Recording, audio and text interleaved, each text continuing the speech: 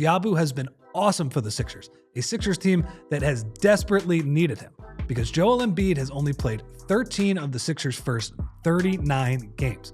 Yabusele has had to play the center for 71% of his minutes, and he's probably best suited to play the 4 on a team that is healthy and ready to compete, aka not the Sixers, but injuries have forced him to be a small ball center, and he is essentially playing out of position. But offensively, playing center allows Yabusele more time to shoot threes, and after shooting 32% during his time in Boston, he's all the way up to 40% on pretty decent volume for the Sixers. And how many times have we seen this play out?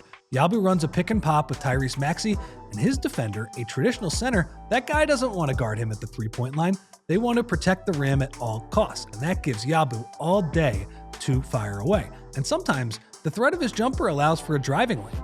Really, just the offense functions so much better with Yabusele at the 5. When Maxey plays with Yabu at the 5, the Sixers are scoring 118 points per 100 possessions. That's in the 81st percentile of all lineups, according to Cleaning the Glass. So, good. And it makes sense. Yabu opens the floor up for Maxey to drive and pass and do all of that good stuff. And yeah, like the defensive numbers, they are not as good with Yabusele at center. He's undersized, he's not much of a rim protector. But frankly, it's not just Embiid who has been missing games for the Sixers. So Yabu has had a bunch of smaller, older role players in front of him. And even then, he's had some good defensive moments.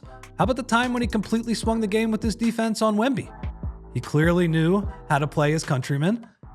And how about when he blocked another fellow countryman, Bilal Coulibaly, at the rim to seal that game? And one other thing that I love about Yabu, despite feeling ground-bound for long stretches, he throws down these insane dunks when he gets ahead of steam. Now, he needs to get his steps right, but he is yamming on people. And you know what else is fun? His teammates clearly love him. They have this pound the chest Yabu celebration. They love it. Here is the bad part for the Sixers. They might not be able to keep him. Remember how I said that Yabu is on a minimum contract? He has proven to be a much better player than that, and the Sixers, who are way above the salary cap and are about to get even more expensive, will only have something called non-bird rights to re-sign Yabusele this offseason. That or the taxpayer mid-level exception. That's about somewhere between $2.7 million and $6 million, but again, Yabusele has proven to be a better player than that. Now, here is the bad news for Yabu, though. There is not a ton of cap space around the NBA this summer.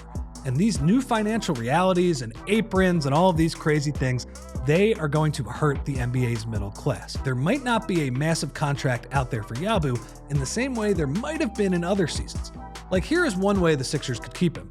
Yabu resigns for one more year at one of those low numbers, and then the Sixers will have what is called early bird rights on him. Then, because he has been in Philly for 2 years instead of 1, the Sixers could pay him up to 105% of the league average salary. What that means is if he waits another year, we could be talking about 8 figures per year, or at least close to that, around the range that Yabu has proven to be worth.